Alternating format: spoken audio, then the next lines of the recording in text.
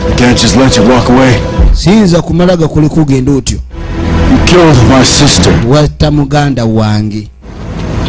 Your sister? Muganda wo? The girl you called Dawn? You took her from me. Omuwala gwe wali oyita simanyi linnya ki? Wamuntwalako. It's just business. Yali bizinensi. You turned her into a prostitute? N'omufuula malaaya? You murdered her? N'omala n'omutta. Then you buried her. N'omuziika. Little rag doll. Ng'embwa ey'oku ttale. I have my orders. Nayina biragiro byange bantuma. Orders? Biragiro naawe olina gw'okolera. Abatannayogera kumalayo ne bamusimula. Yagala kukola lugambo. That son bitch was gonna kill you. Ndabye omusira ate ayagala kutta. Told you I'd keep an eye on you, boy. Ogenda okwetegereza nkobanzi. How'd you know we were here? Yaze n'ataasa embeera otegedde ota we tuli. Ntegedde. Nzize era. Tugende n'akwatirawo ensawo y'essente. Killed Sarah. Yatta Sara omusiru oyo. Well, he ran the cartel. Who's he gonna be taking orders from? How do you know I'd be here? Kakati yeewuunya abasajja no bakatero baba bakatero afuna orders kuva mu bakatero. There's no... Ono kwe kujja ogwataaba. Agenda okweregereza. N'akoleeza. Kumbe ono yakuba n'alowooza kuba lunaku lwe yagenda okebera Sara we baamuziika waaliwo akatundutundu k'ekika kya sigala oyo. Ono yali amuwoomerwa ennyo. It was you. Yali gwe. What are you talking about? Kikyogerako. Did all this. Bino byonna gwe wadde obikola. You got the money, you got the bad guys. Tufunye sente ababando bafunye ate tukola ki? Worked for you. Ekitegeeza Kalira adde akolera ggwe. You just took out 2 notorious criminals. You're a hero now. Oti wakasanyawo omutemu oli omugwagwa kulimino. Listen to me. Oli muzira kati. Go. Genda. Because you didn't. The truth. Lawrence. N'agamba amazima ge nkwagaza Banzi. Truth is, Fernando couldn't handle himself. Kati amazima gaagala munzi sibu tegajja gukka. Kati oyagala okumanya amazima mbu ngambe you under arrest ogamba kojjaawe you under arrest. Anko bamugamba you under arrest ndaba kyeguzzaako gwagala okuntwala mabuusu. Si yateeka neri nkusimu. Ogwana nekugamba ebintu ebimu obirekanga naye ogwana tegulemerako gwonna gulemerako ogwana nogaatolemerako ne gulemerako ate nze onyiiza kati nyiize onyiizanyiiza tawuni yange ffe tusalawo abantu tukola sente tumi teziwera sente weziteegattako za bikolobero teziwera. Sarah's life. Didn't she matter? Kakati n'obulamu bwa Sara tebalina makulu ssebo. The time I found out Fernando had her, she was in too deep. Era we nakirabira ndi Fernando takyamwagala ne tulaba ng'amanyi bingi.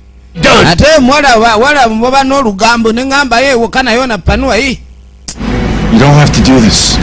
Oh, really? Just surrender to you, huh? Mbwabaye talina kukola ekyo.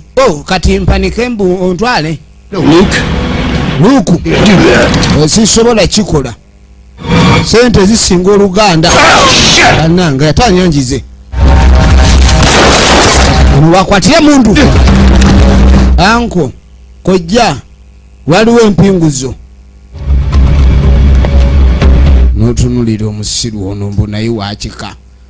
Wakika kyatwala mu wakika munne mukomera. Siya. Took you long enough. Kye ekikuluisizza ennyo. Thanks. You had my back. Huh? Kale nno we batebamufundikira. Ebiseera ebisinga tunoonya abakyamu abatukola ebibi naye nga batuli ku lusegere. Musajja mukulu yakeera ku makya. Kwe kwate kugo n'ayitawo ne bbaasa. eno waliwo omutamiivu. Give me a beer. Ojompe bia gwe ovaawo ng'oyagala kunoba gwe. I'm sorry, I forgot, Joey. Nsonyiwa Amadesi. You forgot. Neerabidde weerabidde kati ono yajja ne baasa n'agissa wano. Ogenda weerabira bia aba weerabira otya awo gwe. You're sorry. Kati oli sore. Abamu bakikola kunyumirwa. Tuwulira akonkona sigala awo ate ogeza n'ogaba mulirwana nakkuba ejjo okuba omukazi okuba omulongooza. What the hell are you doing? Call the police! Kikyokola yita poliisi. Nze poliisi. You know you are under arrest for assault and battery. Oli mukwate okubiriza nnyo mukazi wo. Freedom is rights. Maama. Laura, please. Sara bambi. It's over, Joey. Nedda Joy. Maze nkooye bannange. Bakola kinze baloge batwala. Ntawo kati bagenda kunsiba ye.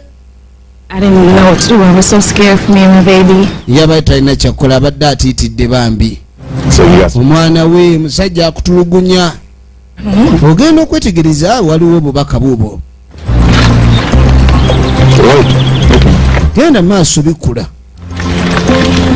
Mulimu ssente. Oh my Ma Katonda wange. mine.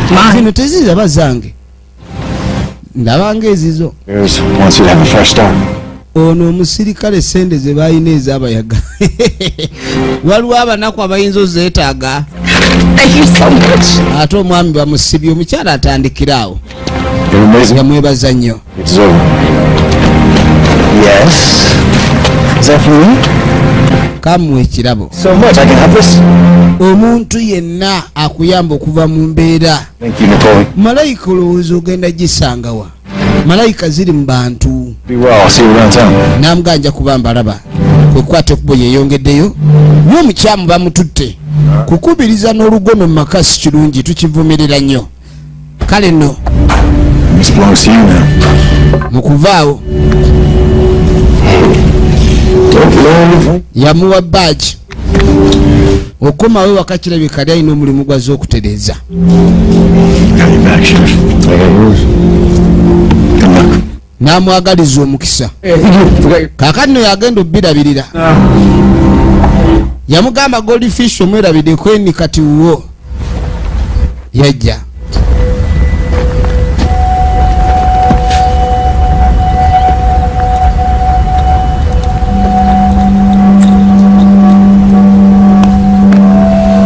Kwe kuteeka necklace erudda mu ngeri y'okusiibula eri official.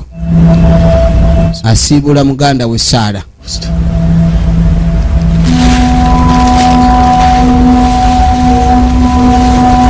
Wano we yateeka evvu. Tereka baamwokya bwokya.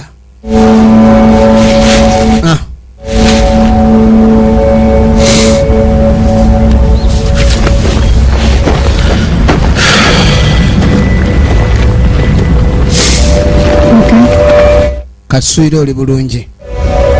Yamugandi bulungi. It's bittersweet. Ain't that the truth? Amazima gano nga tegannavaayo towulira mirembe. I'm ready to close the chapter here. Naye yali ayina ebbanja ng'awulira muganda kimubanja. Muganda yali amubanja. Afazaali okufaako ne kutagenderaawo. Kwekwate kubwa gye yeyongereyo n'ow'omukwano bagende batandikiraawo. Kyonna kye bazzaako kiri wakati waabwe. Tetuyinza kusukkako wano abadde Eminat Ngalijo mwena tubaagala nnyo abatwagala. So eno yo bwetu wegenze abadde Kellan Luz nga Luke Easton abankuumire.